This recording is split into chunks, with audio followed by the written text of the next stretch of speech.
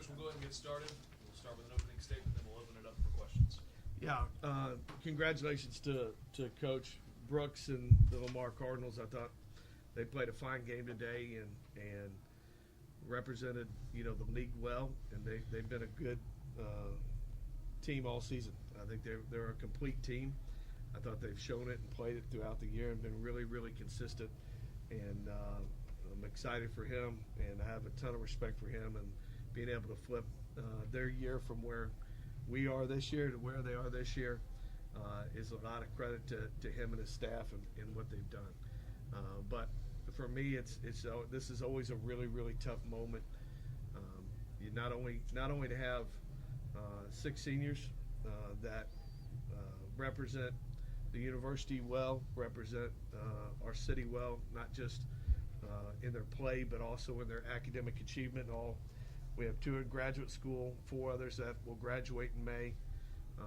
So we'll have graduated 97% of our seniors in 13 years, which is so important to Mr. Duncan, our athletic director, myself, and Dr. Johnson, our president. But they're good people, and they represent their families well and treat others the way that they want to be treated. But this is a team that it's always hard at the end of the year because you're only going to have this team together one time.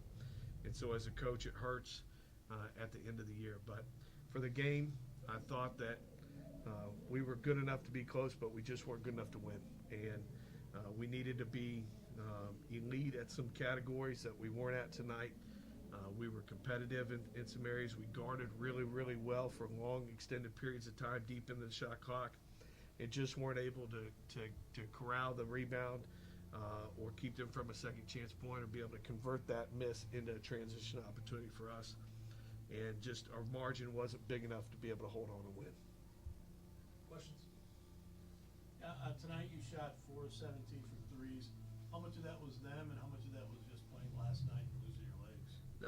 I didn't think it had as much to losing our legs. I thought that part of those were late clock threes I thought they defended well.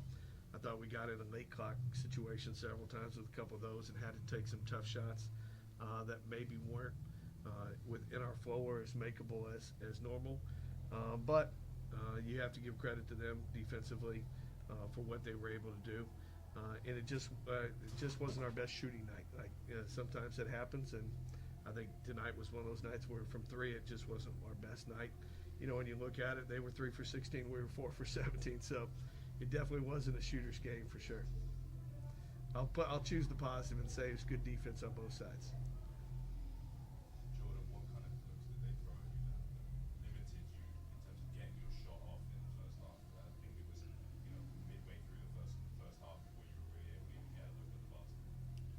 I think they did a tremendous job on just keeping length on me and just trying to be as physical as they could, and really getting us out of our rhythm on offense. Really how I feel like it, and they knew if I was coming off a screen to just make sure I couldn't catch it in a space to where I can either get it off or get past. And they did a tremendous job of even when if I tried to get past one defender, they were in the gap. So I just say I can tell that they tried to keep somebody a long defender on me and just make sure to take up my space. Jamon, obviously, you were trying to find a way back into that game in the second half, but it didn't quite click. I think the closest you got was kind of within 6 at one point. What was, I guess, the issue in terms of trying to find the open man for you guys and get a good look at the basket? Honestly, they were just they had like high intensity defense, and they were on it. They were clicking. So they sped us up in the offense and kind of got us riled up, and I feel like we just didn't keep our composure, and they kind of just got us emotional, and we took some bad shots. Coach, you alluded to the senior class and what they've meant to you and this program. Obviously, it's hard to get over the emotions of this moment in this particular situation. But just a word on that senior class in terms of what they have meant to the program and your relationship with them.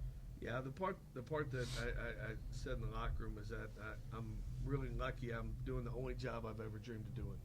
Since I was probably 4th grade, this is the only thing I've ever wanted to do in my life. And so to be able to do that on a day in and day out basis, to be able to come in and coach and serve and try to progress these guys to the next stage of life means the world to me. And I'm always anxious. I was lucky enough. I went to the top 28 on Friday night and got to see, or on whatever night we were here, Saturday night when we got here, state high school championship. So I saw 5 of my former players that were either coaching or they're supporting other classmates or different people. And to see 4 of the 5 of them with their families as dads and husbands, and it's what it's about. And that's what this thing is about. And I've got the most confidence possible that all these guys are going to be great husbands, great fathers, and great leaders. And in the end, I'll be judged way more by that when it matters than by my record. So I'm excited to see them progress. John, on the flip side, what's your experience of working with Coach That's been like? It's been great. Of course, like all coaches and players, you have your ups and your downs, but I just want to thank him for like going out and just taking a risk on me, coming from my previous school, not getting the looks that I felt I deserved. He just instilled in me from day one, as long as you play hard, everything else will fall in line. So I just took that, listened to everything I could, battled with him when I shouldn't have, but he always stuck in there with me, and I just thank him for that. And like I said, I just thank him for the opportunity in John. I wouldn't be right here if it wasn't for him. Obviously, in this moment, it's difficult coming off the loss to think big picture, but your memories over these last couple of years playing in this championship tournament, what memories will you take away from these tournament experiences? Almost definitely, even though we had a great run last year, I would most definitely remember this year just on how we done it. Like, we didn't have the season we wanted. Like, we could have gave up a long time ago, but we came into the tournament knowing it was 0-0. We came out, got the upset yesterday.